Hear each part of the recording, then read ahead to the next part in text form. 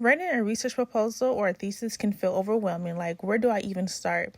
Don't worry. By the end of this video, you will know exactly how to structure your proposal, what to write in each section, and how to avoid common mistakes. Whether you're an undergrad, master's, or PhD student, this step-by-step guide will help you write a strong, clear, and academic research proposal or thesis. Let's get started. What is a research proposal/thesis?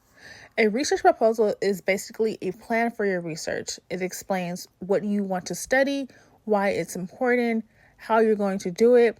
A thesis or dissertation, on the other hand, is the final product, the full research after you complete the study. Most proposals follow a similar structure, which we'll break down now. Let's start with the title page. Your title should include clear, specific, focus on your main variables or topics. A bad title is a study of education. It's too basic.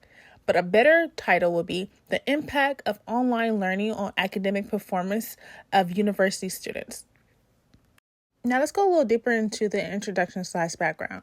The introduction sets the stage for your research. Here's what to include: background of the topic, the problem you're addressing, why this problem matters. Think of this as telling a story from a general topic to a specific issue you want to study. In your introduction with a clear problem statement. Next comes the research problem and research questions. Your problem statement should clearly explain what is wrong, who is affected, and why it needs to be investigated.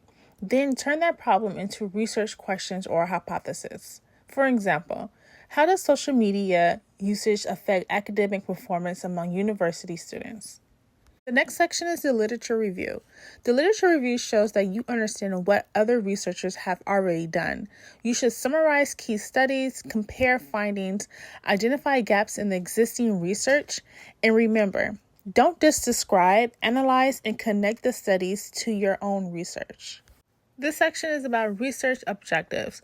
Your research objectives should explain what your study aims to achieve. For example, to examine the relationship between social media usage and students' academic performance. Objectives should be clear, concise, and achievable.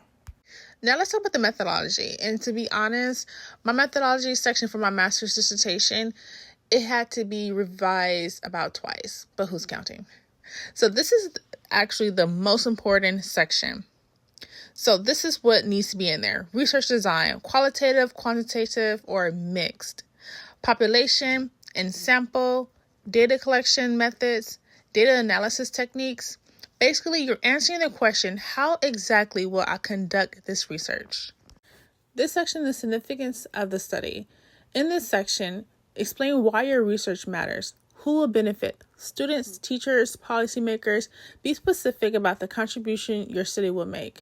Timeline and budget if required. I say if required because a lot of dissertations proposals do not require this section, but some proposals require a timeline or a budget. A timeline shows when each stage of the research will be completed, while a budget explains specific cost. Finally, list all your sources you cited using a required style.